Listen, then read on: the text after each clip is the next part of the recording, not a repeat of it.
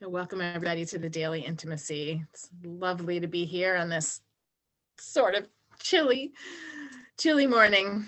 So the weather goes up and down here in Massachusetts, but as somebody said the other day, if you think it's spring, you don't live in New England. So yes, this is an invitation to accept all warmth and all the hills and valleys. That's how it feels to me. Anyway, beautiful morning, sunny morning here. I invite everybody to take a deep breath and gently close your eyes. And just find a space that you can center for a moment. Maybe you want to lie down. Maybe you want to stand up. However you are is perfect. Nice deep breath into the belly. And exhale with a sound or a sigh. And let's do that again. Nobody can hear you, so I encourage you to make some noise. Deep breath in, allow the belly to expand. In through the nose and out through the mouth.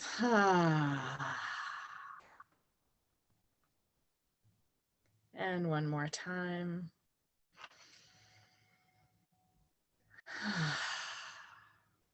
Great. And come to stillness.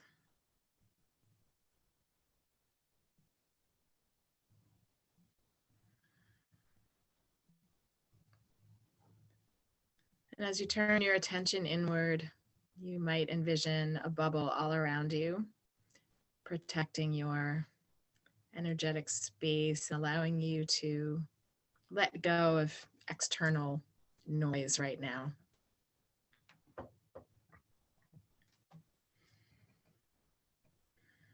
And as you turn your attention inward, I invite you to check in with yourself. How are you feeling emotionally? That feels really present for me this morning. Sort of waters of emotion.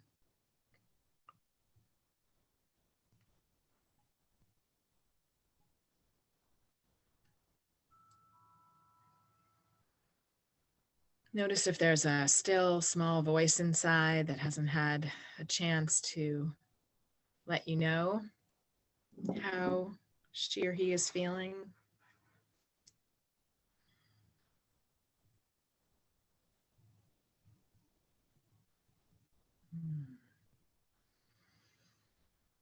And as you breathe in, I invite you to open your heart like the petals of a lotus are opening right there at the heart center, inviting all of the parts of you, all of the places inside you that are whispering with feelings or messages to come just a little bit more to the forefront.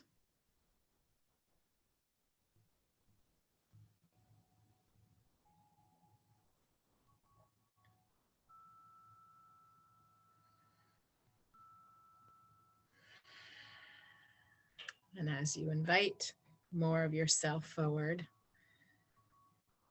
I invite you to breathe a little more deeply with a welcoming breath.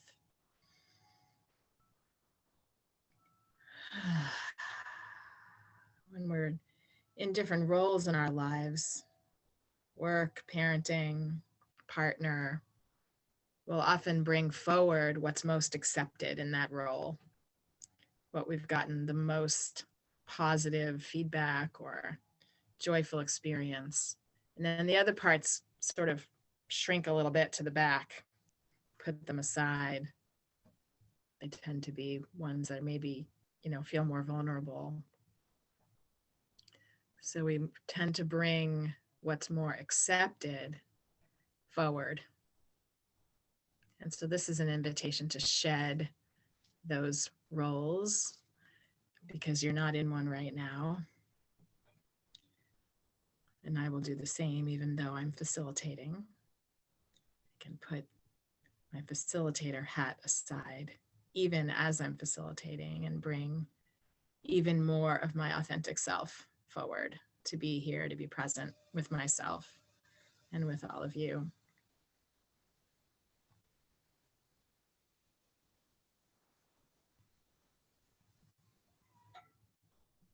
So just notice if there's any feeling, sensation, physical, emotional even spiritual, energetic, any subtle shift that you notice as you invite more of yourself to this space and into this energy field that we're creating together.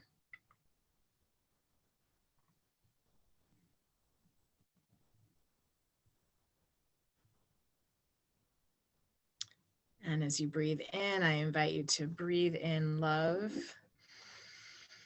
You might access love from the earth beneath you. That's a wonderful resource, always available. And you might access light from above, another resource, always available.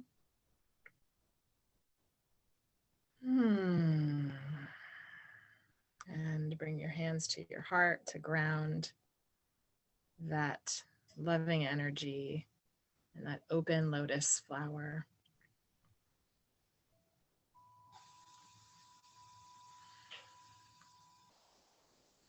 And as you soften even a little bit more, I invite you to have a breath and gently open your eyes. Welcome, everybody. I really invite you to, which is one reason I really encourage everybody to have their videos on, even if you're not in front of your screen, and even if you're in bed, and even if you think you look weird. If you think you look weird, especially put your video on, especially, because who doesn't look weird? I mean, look how weird I look, right? I celebrate weird. Anyway, I'm inviting you to scroll and just to see who's here and, you know, sort of connect energetically. Got Patrice, who hasn't been here in, I think, a long while. Nice to see you. And yeah, some new faces, some returning faces. Hi, Andrea. It's lovely. And so, hi, I love the waving. It's just really nice. And it's, you know, just an opportunity to connect. So I'm going to introduce my dear friend Maria in a moment. And I'm so happy to have you back. And Maria and I just had the blessing of spending time together in a bubble, a pod, for a little under a week. And that was such a gift to me, and our friendship feels like it deepened from that experience. And that's been a gift for me, reverberating through my life since. Yeah. I was thinking that I'd love to hear from one or two people, just really briefly, just how you're feeling in this moment. Just, you know, something that came to you or you felt as we did this heart opening meditation. If anybody wants to share, just put me in the chat and then I will know, and then you can unmute, or I'll unmute you. But it would be lovely to hear from someone we don't hear from that often, or maybe you're here for the first time and you're just like, yeah, I'm diving right in. Anybody want to share how they're feeling in this moment? I know you do. Yeah, Mitchell. So in this moment, I'm just feeling really at ease. The breathing exercise just allowed me to really just settle into myself today, which is really important every day, but even today. I did this was really cool last night about, you know, using your feet and your hands to drain what's in you. So I sort of did a little bit of that, and hearing and feeling and seeing all this love in this room just really put me at ease. And then like I wrote, I'm just so blessed that yesterday, by happenstance, I thought I was getting on some kind of pre-registration list, but lo and behold, today at 11 o'clock, I'm going to get my COVID vaccine. So I don't know which one, but whatever one I get, it's going to be awesome. Great. Yes. And you, as long as, yes, just envision that, it will be awesome. Golden light coming in. Yeah. I'd encourage you to hold that. Yeah. Yeah. Good. Thanks for checking in, Mitchell. Yeah. Thank you. Thanks. And darling. Really happy to be here, and I'm so happy for like the size of this group. I live on the eastern shore of Maryland, and feel really cut off from the rest of the world. So I'm so excited to see someone in Rehoboth. Maybe we can connect later. Because I'm just having a hard time finding people locally. And now it doesn't matter because we're not doing anything locally anyway. But anyway, just really happy to be here in the sides of this group. And thank you so much, Robyn. Oh, you're so welcome. Thanks for coming. And I know I mentioned Beth in Rockville, but maybe Beth, are you still here? Yeah, you are here somewhere. Beth also goes to the Eastern Shore in Maryland. Yeah, I'm not remembering the town, but anyway, I love that you putting out about connection. So thank you for that. That feels like a real gift. Thanks. Okay, so Maria. I met Maria several years ago now. And the way that I always remember that, somebody actually just asked me how I met you, or how, did I meet, it was like the Paul and Maria connection. Who do I meet first and all of that? And so I got to remember that, and I actually remember the night that you sort of slipped into one of my workshops very quietly and humbly and participated, and that you kept doing that. And I had this curiosity, like, who is that woman?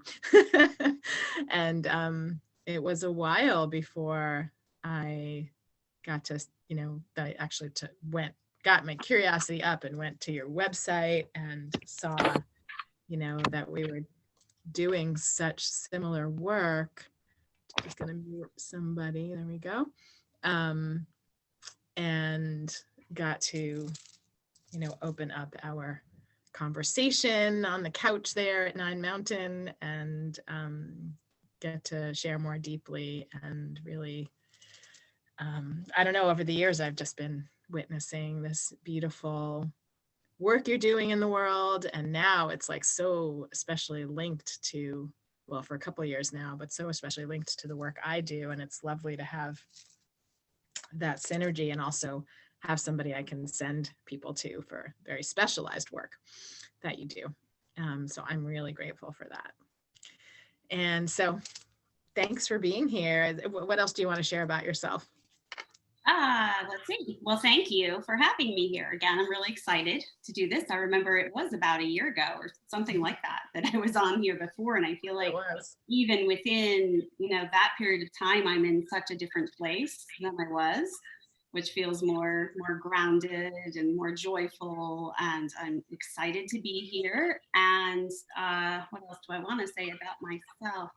I have found it more and more relevant to look at, as a psychotherapist and sex and relationship coach, what I've noticed in my own life and in the lives of people that I serve, that unhealed trauma is such a huge impediment to healthy relationships. So over the course of years of having done my own trauma work and then doing it with clients, it just becomes more and more clear to me how important that is. And so that's what we're mostly going to be focusing on today. Nice. It's so true. And of course, we all have unhealed trauma, right? Like all of us. Exactly. Absolutely. Right. Exactly. Healed and unhealed. Both. Right. Okay. And that's one of the points that I often make, is that people think of trauma as, like I was in active combat. That's, everybody knows that's traumatic, right? But there are so many things in life that are traumatic. And one of the things that we're going to explore today is, where might there be things in your own self and energy fields that there's stuck energy that would, be helpful to release. Yeah, because sometimes it's really small things that we think they're small, right? Yeah, because I think when we were, 20 years ago, we thought of trauma as like these, like you said, not only combat, but, sort of very, very significant life events. Yes. And I think now we're seeing that, yes, of course, those need to be tended to, but there's also all these little things that happened, a look someone gave you, or a comment from a teacher, right? Or a meeting with a parent and teacher that didn't go well, or whatever. And they have infused our lives in certain ways. Anyway. Yeah, and they can seem like small things, like what's particularly coming to my mind right now. It's not funny really, but my mother has this story about how when she was a little girl, she was so excited because she got this new headband, and she put the headband on, and then all the kids were like making fun of her because they said her ears were sticking out. And when she was just telling this story, like in recent years, she literally got tears in her eyes. And I was like, whoa, like that, something that seems like, maybe a sort of ordinary day in the life of a child, especially in these times, can impact someone throughout their whole lifetime. Like she still has this almost like body dysmorphia about how she has like big sticking out ears, and not objectively, it's not even true.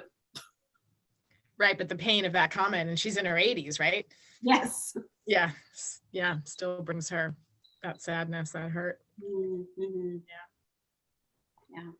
Yeah. Mm. So it's a good topic for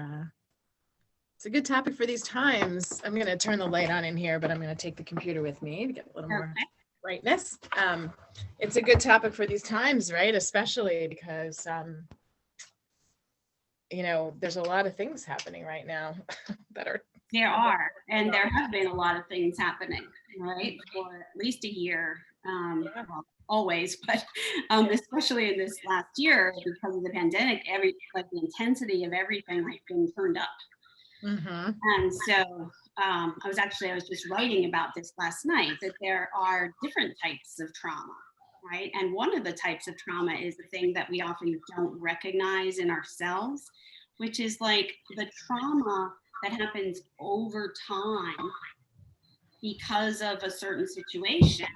And it just occurred to me, well, probably not the first time, but that being alive and present during this pandemic, that's traumatic for most people. There's a level of trauma that they've experienced because of,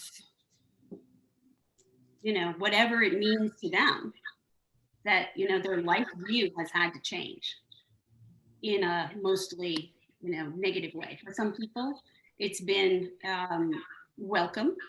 And I have to say I'm one of the people, but as an introvert, I have somewhat loved the kind of cocooning in part of it. And at the same time, there's still been plenty, there's so much out there just floating around in the atmosphere of fear and anxiety and anger, even if one person in particular is not necessarily feeling it themselves, we're all one, right? We're all one energy. So if our neighbor is really feeling this more than we are, we're also feeling it. Definitely. Yeah, there's that piece of like collective trauma, right? Yeah. Or that those of us that are sensitive, and I would say that's everybody here, is also consciously or unconsciously attuned to that, which impacts us. Yeah. So you've been using some really cool, I don't know if this is where you're going with this, but you've been using some really cool, powerful, cool isn't really the right word, is it? But you have been using some really cool tools. Yeah. And they're really effective. Yeah. So when I did my trauma work, which was about 10 years ago now, I went to a woman who's in Massachusetts. Her name is Diane Spindler, and she created something that is not EMDR, which some people may or may not be familiar with, but EMDR is a pretty well-known trauma treatment. But this woman, Diane, kind of felt like it was a little too rough on people sometimes. And so she created something called gentle reprocessing, which is what, when I went to her, that's what she used. And I can honestly say that I don't like to say I'm a different person, because I feel strongly that we're all who we are.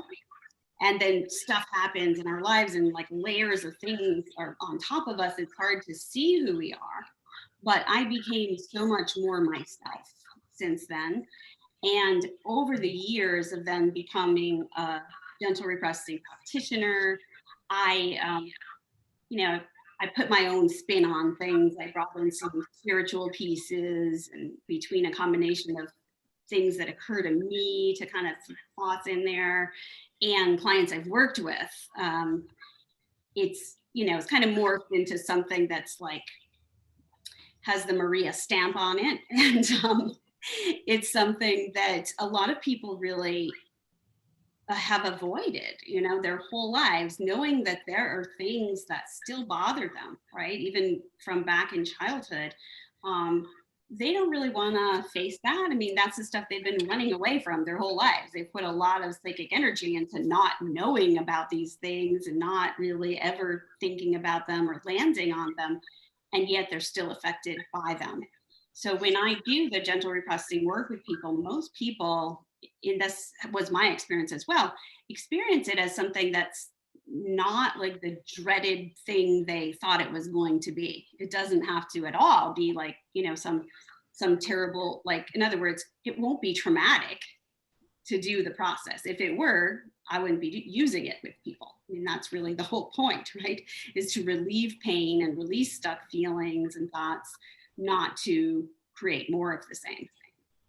Right, exactly. I think a lot of people, when they think about reprocessing their trauma, that they don't want to re-experience it. Right. Which used to be a method, but yeah, they don't want to re-experience it exactly because, if you don't have to, why not? Right.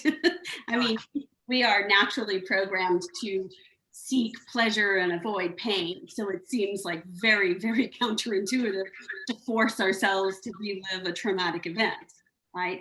And you're right, like back in the day, I think, at least I always thought, and having been trained as a therapist for 25 years now, I always thought like, oh yeah, like, trauma work is when you just really get in there with the client and you talk about all the horrible things that have happened to them, and then they work through it. But what's really true is that was a very bad idea. And it tends to even re-traumatize people to do that. I actually was having a conversation with a friend recently who said, I'm very resistant to doing traditional trauma work because every time I go to a therapist, they make me tell my entire history, and then I'm triggered, and then I go home and I don't know what to do with myself. So that's a really, really important piece about trauma, that we all need to know, is that we don't have to re-traumatize ourselves in order to heal from our trauma. I often actually discourage people, especially when I'm, just, starting off with them, from saying much at all about, their trauma history, because I know, the kind of spiral that it can send people into. So I'm very, very careful with that. And we're going to be doing some exercises later, and I'm going to be using that, applying the same kind of parameters so that nobody is going to, is likely to bring up something that they can't just feel okay about. Mm. Yeah, good one. I just wanted to pause and see if anybody has any questions. If so, put me in the chat and we can invite you to unmute, or you can actually put your question in the chat. Feel free to do that anytime, but it occurs to me right now. Oh, great, Leslie Ann. I guess I had an intuition about that. Great, let's hear from Leslie Ann and then Peter. Good morning. Thank you for taking my question. I'm curious, there's two things I'm curious about, and I don't know if you have time to address them both, but these are the questions that I have. The first is, I'm curious, what is trauma? Because the way we're using it, it sounds sometimes like we're using it a lot, I feel, these days. Like I'm hearing a lot about the trauma, and sometimes it feels like we're referring to any kind of difficult emotion, and I'm wondering if that's what we want to say, or if it's something bigger. And then the other question was, it's really interesting, this idea of not, because I practice like kind of a bit of Buddhist meditation. I practice a lot of meditation, but it's a bit Buddhist, the spiritual orientation. And the idea with that is to move towards whatever is there, right? Like including difficult things, difficult emotions, and to accept. And then the idea is that that's how we heal. So what you're suggesting to me sounds a bit different, but I'm also interested in what you're suggesting. So I wonder if there's a reconciliation there for you. Thank you. Yeah, those are excellent questions, Leslie Ann. Thank you for asking it. You reminded me that it's really good to define what I mean by trauma. And I don't necessarily mean the thing that, we could all look up in the book that therapists and psychiatrists use for diagnosing, like for PTSD. What I mean is that if you imagine that there's like stuff that you have in a bag over your shoulder that you're still carrying from the past, to me, that's what I define as trauma. The unhealed, the unfelt, the unexpressed feelings and thoughts from the past. And even if it seems like, as the example, about my mother with the headband, even if it seems like something minor, it may not be something minor. And what tends to happen is that when people have an experience, especially earlier in life, they then make up a story about that, right? So in that example, the story was, I have, big ears that stick out. And then, I can't even imagine how many times she then felt self-conscious about her ears, and then that affects us throughout her life. Now that is a relatively small example, but for that to have been able to cause tears to come into her eyes, 75 years later, it's significant. So that's what I mean by trauma. And thank you so much for asking that, because it's really, important. And you're right. I think that there has been even some pushback, in the mental health community among people who suffer from, mental health issues, that people are really upset that the word trigger is being used so carefully, because for some people, trigger means I'm going into flashbacks now, I'm having nightmares, and those are results of being triggered. And to me, trigger is also, it is whatever brings up those unhealed thoughts and feelings. That's very helpful. Thank you. Yeah, you're welcome. And then, yes, you're correct in that it sounds like I'm saying, let's avoid anything that was upsetting to us in the past. And it's not really what I'm saying. What I'm saying is that I have found over the years that people need a balance, right, between feeling and allowing things to come up and move through, and also feeling grounded and safe enough to allow that to happen. So that one of the times when it may not feel safe enough to have things come up is when we're just, on our own, at home, not working with a professional, that sort of thing. It can be actually detrimental for someone to go into too much of the re-experiencing. When we are, and there are things, right? There are things that have happened to all of us. Some of them we can process on our own. And we can do what you're talking about, Leslie Ann, which is like, just allow the thing to come up. We feel it, we let it go, we feel better afterward. And that's great.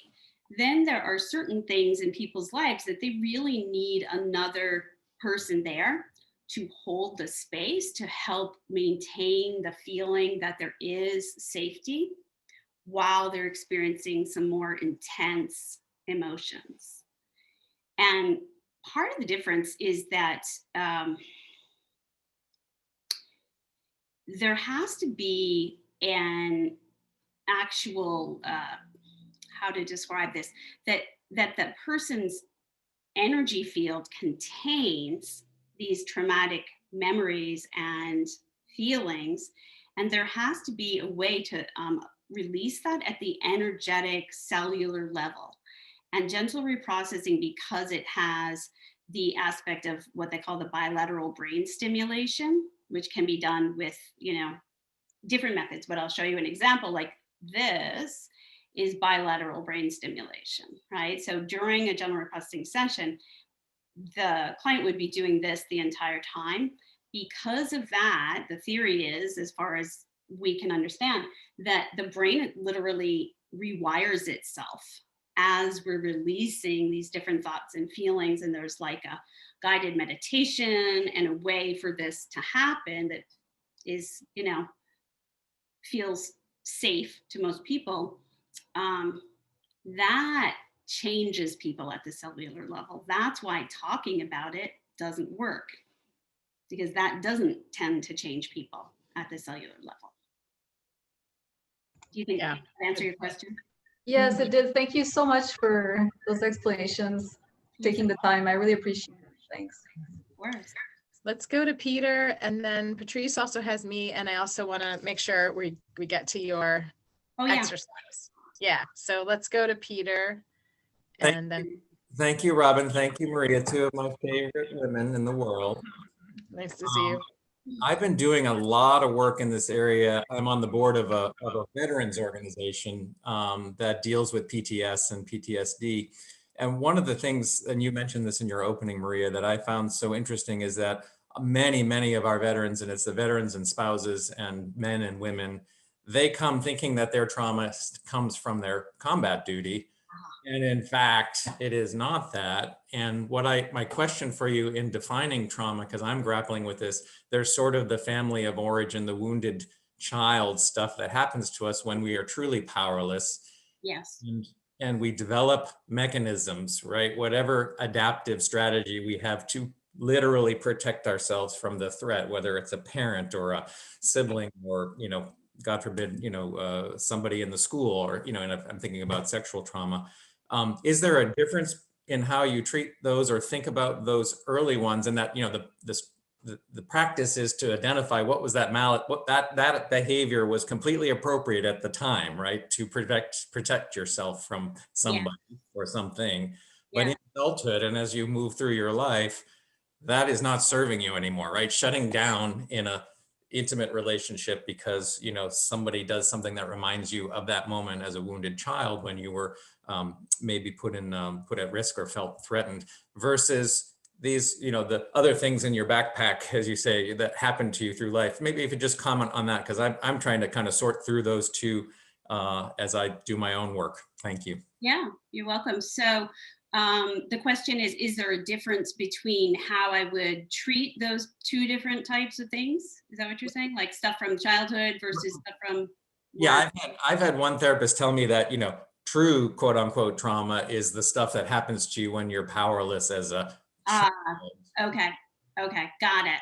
Not so much bad things that happen to you in your life, setting aside, sexual assault and other kinds of big things. So, okay, great question. So, so what I would say is that it's all true trauma in my definition.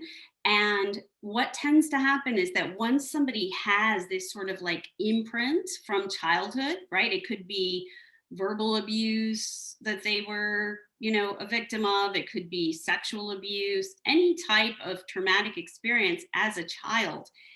Then it becomes something that's in our energy field. And it's almost as if we're walking around with a sign on our forehead that says, you can violate my boundaries in this way. Because people will pick up on that in ways that are almost inexplicable, but things get communicated without words, and say, I go to a party and I have some kind of unhealed trauma, and someone has, the sort of match to that, meaning like they want to perpetrate that on me, I will meet that person. Like we will find each other. For better or for worse. And what tends to happen is that in fact, I will reveal this, that I was sexually abused when I was a child. And this is something that I didn't even know until about 5 years ago about myself. But because of that experience, I tended to attract situations in my life where my boundaries were being violated sexually. And I literally felt just like I did when I was a child, where I was powerless to speak up. I literally could not open my mouth to say, no, this is not okay with me, or stop. So what happens is people get traumatized most often in childhood, and then it just gets compounded every time something else happens. So it's all important.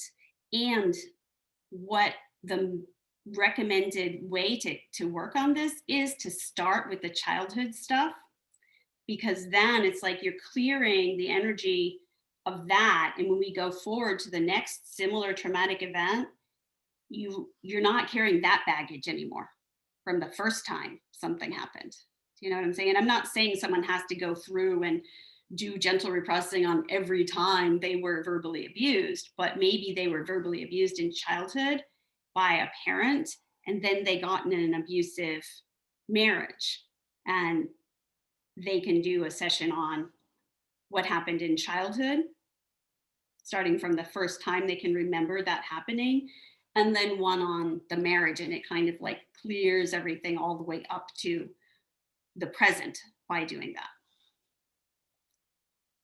Yeah. Let's go quickly to Patrice, but I really want to make sure we have time. It's 20 of 10. It's such a rich conversation. Patrice, how are you? Let's see. Can you unmute? There she is. There we go. Hi, Patrice.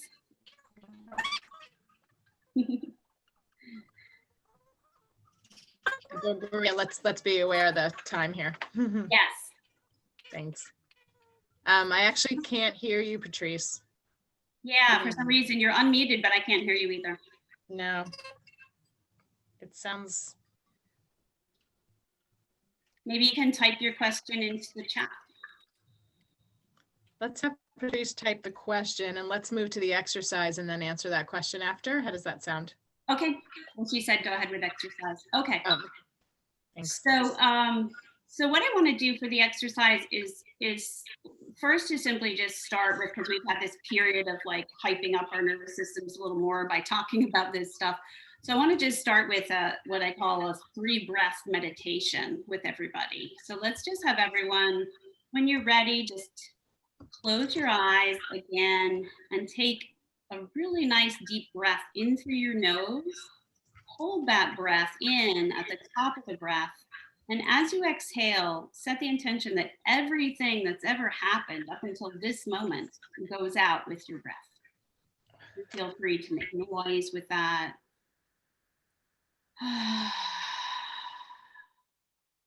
For your second big breath in, again through your nose, again holding at the top.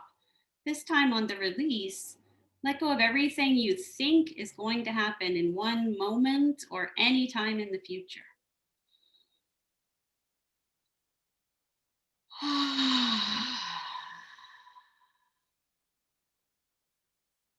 And now on your third breath, when you're ready to release, just simply let go of anything else that's getting in the way. You don't even have to know what it is, of you being right here, right now.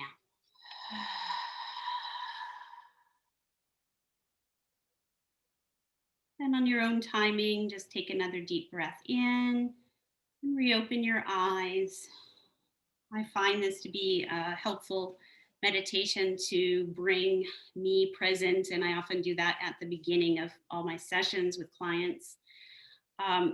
You might have seen in the chat or not that I was requesting that people have a pen and paper handy for this exercise. So if you do, that's great. And if you don't, you can either grab something, or you can always write something in your phone, but pen and paper or pencil and paper is usually the best if you can do it.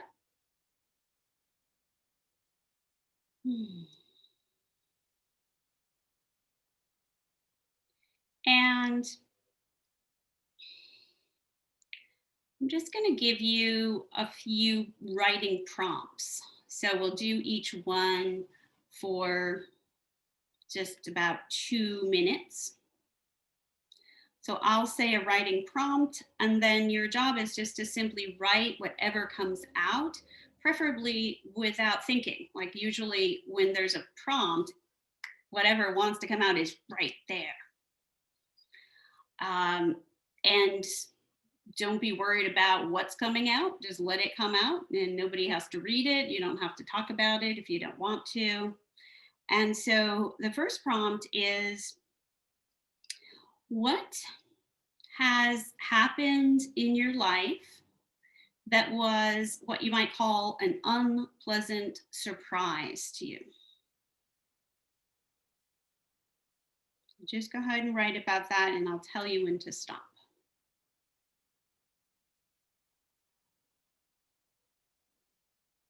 You don't have to go into details. They might just be the things, like the headlines, if you will.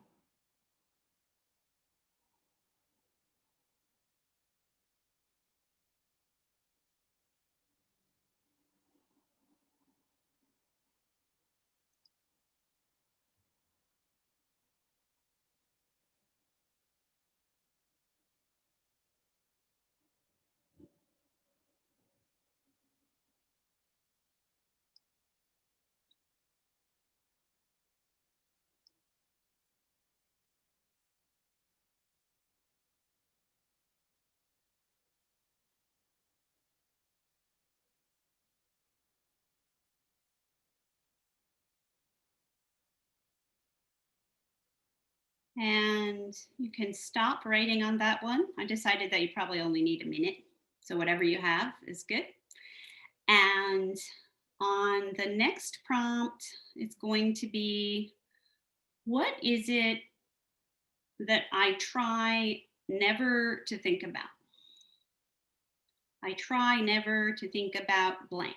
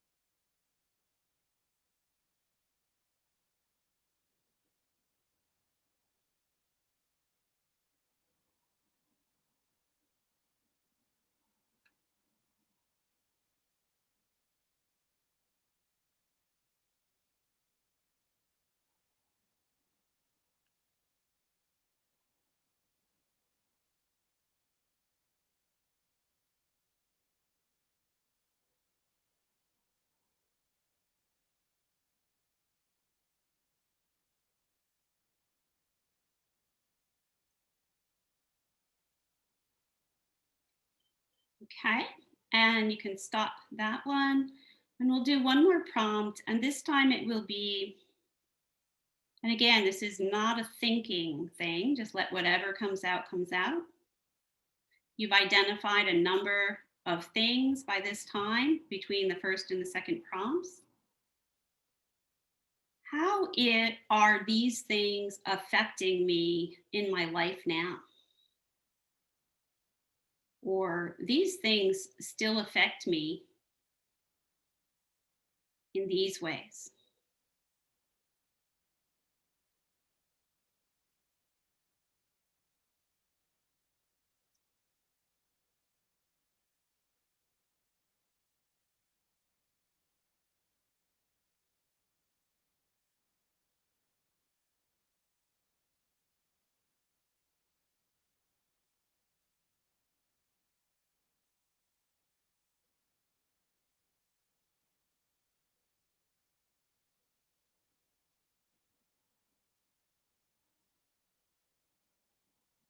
Could you repeat that once more? My sister unknowingly knocked and totally distracted me.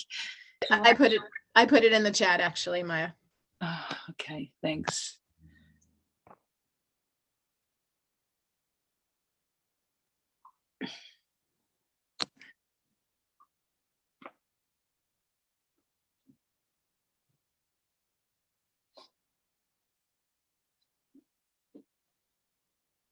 Okay. And go ahead and stop your writing. You can always come back to it if you choose to later.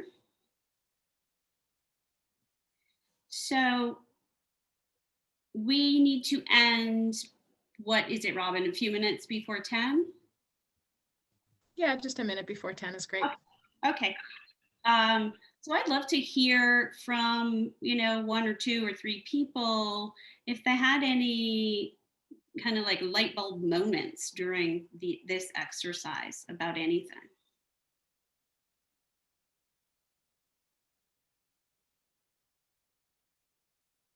Did you know everything that came out of your pen? You can share in the chat. You can share in the chat or put me in the chat if you would like to unmute and share.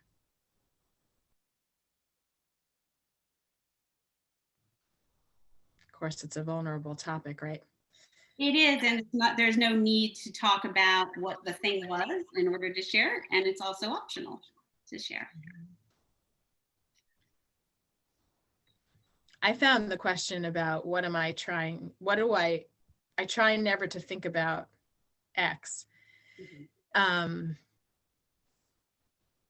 That's a really interesting question because it's still in my energy field, but like in the beginning meditation that I did, I have those things tucked away. The things that I wrote were, I try never to think about death and aging, which actually didn't come out right. Well, death came right away, even though my relationship with death has changed so much.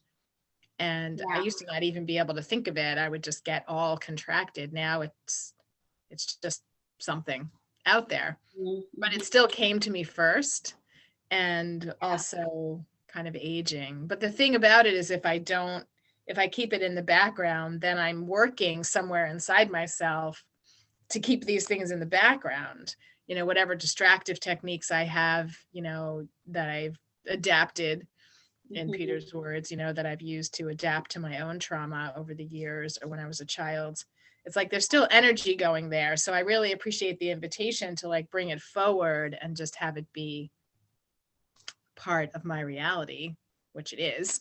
Of course it is. Yeah, which is really a big part of the exercise, is to realize that exactly what you landed on is that all of these things that we're consciously or unconsciously trying not to think about, that takes energy to hold that down. Totally. And one of the effects of trauma release work is that we have access to more of our energy because now it's not needed to suppress things. Right. Exactly. It looks like we could hear from Richard and Paul, and Richard and then Paul. And thank you for the shares in the chat. Hello, everyone. Yeah, my thing is probably try not to think about being totally alone. That's my thing, I think. And death, I'm trying to work on death. This pandemic has, of course, brought that up front and center. And look at it as not a total alone thing. And also that I'm not totally alone, period, because I have a spirit that's eternal, and I am a spiritual person and work on a lot of different modalities, but still I have that trauma. And really it ultimately distills down to this not wanting to go there where that trauma seems to manifest in me having fear and anxiety around being totally alone, I guess I would say. Yeah. I think that's one that a lot of people have. Yeah. Richard. And I'm not saying this about you, but it's possible that if that's one that, anybody here recognizes in themselves, that could stem back to something about an abandonment, earlier in life that they really felt. May or may not be the case for you, but these kind of things that we try not to think about are usually connected to something for us personally. Mhm. Yeah. Right. Thank you for sharing Thank that you. vulnerable stuff. Let's hear from Paul. All right, can everyone hear me okay? Yes. Yeah. All right. So one of the things that came up for me was actually, first I answered nothing. I think about everything. I think about death, the death of everyone that I love. At first I'm thinking, okay, what is it that I don't want to think about? And then it occurred to me that anything that I know about myself that is contrary to what I envision myself to be. So in other words, I envision myself as being a certain way and wanting to be that way. And anything about myself and patterns in my life that I continue to have that are contrary to whatever that might be. It's like I don't want to face whatever it is that might be causing me to not be what I envision myself actually being. Mm. Yeah. So I guess, yeah, I hope that is understandable. Yeah, I think what you're saying is you might not want to know that maybe your perception of yourself is not the same as other people's perception of you. I don't know if it's just that, but more that like not wanting to injure my own self-image of myself Hmm. if there's some flaw Got there that I it. have that maybe I don't feel like I'm afraid of facing it, but I don't want to think about it because it's easier to just continue to try to become what I envision for myself than to actually somehow excavate what that thing is that might be there kind of preventing me from facing it, I guess. It's kind of complicated. Yeah. Yeah. Well, it's Yeah, a very vulnerable feeling. Go ahead, Robyn. Yeah. Yeah, I was just going to say it fits with what I was talking about in the beginning with like we have roles in our lives and we tend to bring forward like what's acceptable and sort of what's in this comfortable box for us, right? But if we blow all of that out of the water and I don't know if this is exactly what you're saying either, but that's what it reminds me of. We're more of our true selves, but that can really shatter this sort of image or ideal or projection about who we are, in the world. It's disruptive for the ways that we've stabilized or like ourselves, who I am in the world. Anyway, so much more to say about that. Thank you for bringing that forward. And do we have time to get to Patrice because she's re-raising her hand? Yes, definitely time to get to Patrice. You're up, Patrice, if you're still with us. There you are. Yeah. Can you hear me now? Yes. Wonderful.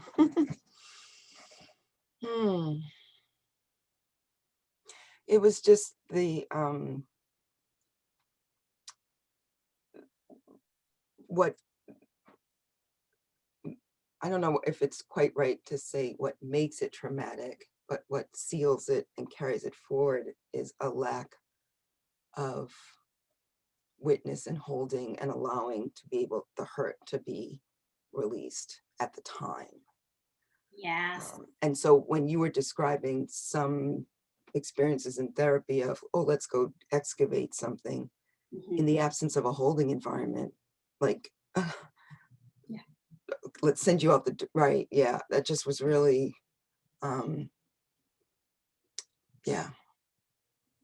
Yes. There was insufficient, the thing that happened to me when I was small was greater than my capacity to be with it and the capacity of the people around me to be with all of the feelings so I could have discharged them at the time and that wouldn't be carrying them today.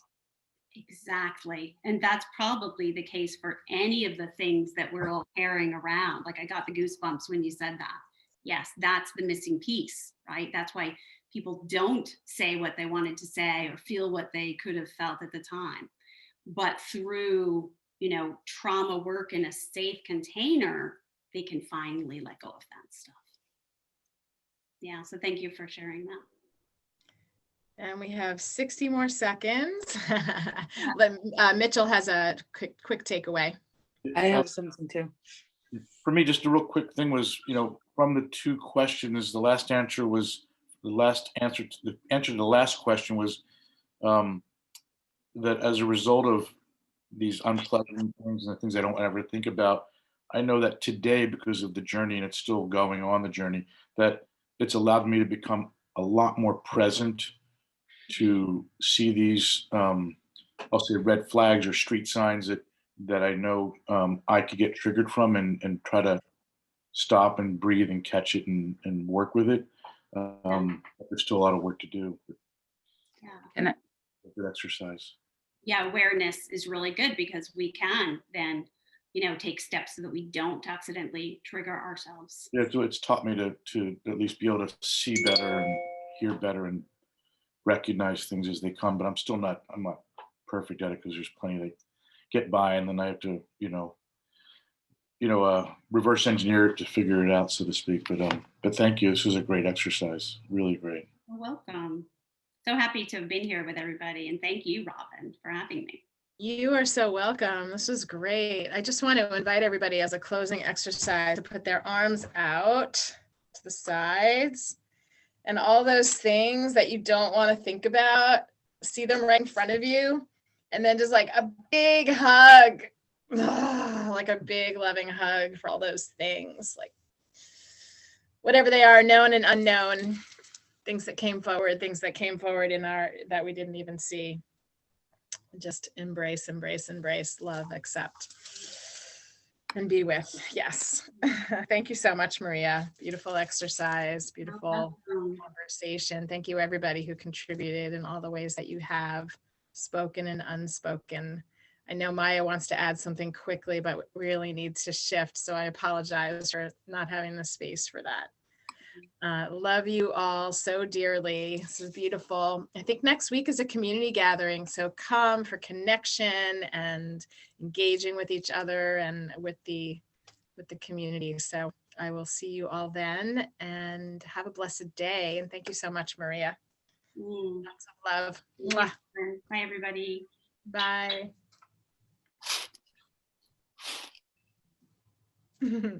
Hi, Peter. Bye, Peter. Right.